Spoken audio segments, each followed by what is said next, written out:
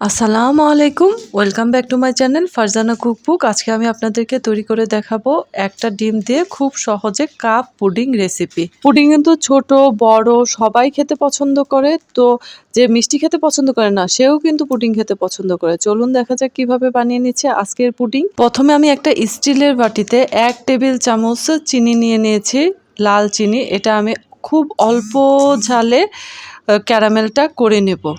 খুব জোরে কিন্তু হিট দেওয়া যাবে না। এই চিনির সাথে 2 চা চামচ, অনলি একদম অল্প 2 চা চামচ পানি মিশিয়ে নেব, যাতে ক্যারামেলটা তৈরি হতে আমার সাহায্য করে। দেখতেই পাচ্ছেন আমার ক্যারামেলটা কিন্তু পারফেক্টলি তৈরি হয়ে গেছে। আমি কিন্তু এটা কাপে ঢেলে নেব, যে কাপে আমি পুডিংটা মেক করব।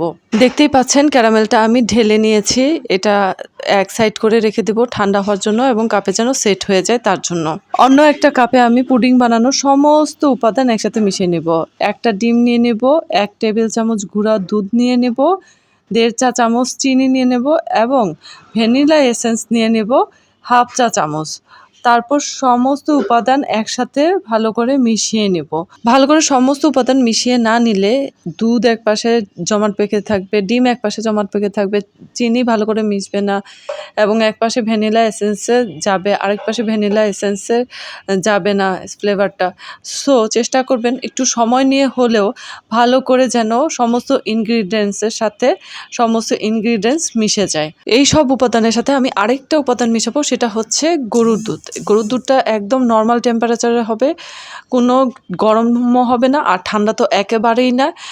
তো নর্মাল টেম্পারেচার হবে। ডিম এবং দুধটা কিন্তু একদম নর্মাল টেম্পারেচারে হতে হবে, তা না হলে কিন্তু কোনো উপাদানই ভালো করে মিশবে না। তো দেখতেই পাচ্ছেন আমার কিন্তু পুরা উপাদান একসাথে মিক্সচার করা হয়ে গেছে। এদিকে দেখতেই পাচ্ছেন আমার ক্যারামেলটা কিন্তু একদম সুন্দরভাবে সেট হয়ে গেছে, নড়তেছে না। এখন আমি পুডিংয়ের উপাদানটা এই ক্যারামেলের উপর ঢেলে দিব। এখন শুধু একটাই কাজ আছে, একটা হাঁড়িতে এই মগে, যেই মগে আমি পুডিংটা মেক করতেছি সেই মগের 1/2 মগ পর্যন্ত আমি পানি নিয়ে নেব।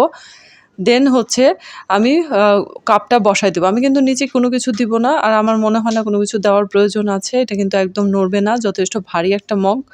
তো আমি এটা একটু ঢেকে দিয়েছি, এবং এটা কিন্তু মাঝারি আঁচে ফুটিয়ে নিয়েছি আমি 35 থেকে 40 মিনিটের মতো।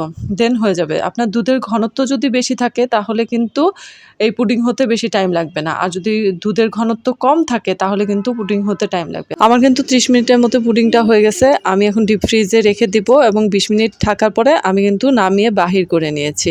দেখতেই পাচ্ছেন কত সুন্দর হয়েছে, এবং দেখেই বোঝা যাচ্ছে যে পুডিংটা পারফেক্টলি হয়েছে। বাচ্চাদের স্কুলে টিফিন দেওয়ার সময় কিন্তু অনেক সময় আমরা পুডিং কিনে দেই। এটা যদি না করে আমরা আগের দিন এই পুডিংটা কাপ পুডিং বানিয়ে রাখি, তাহলে কিন্তু বাচ্চাদের টিফিন দেওয়াতে আমাদের আরও সহজ হয়ে যাবে।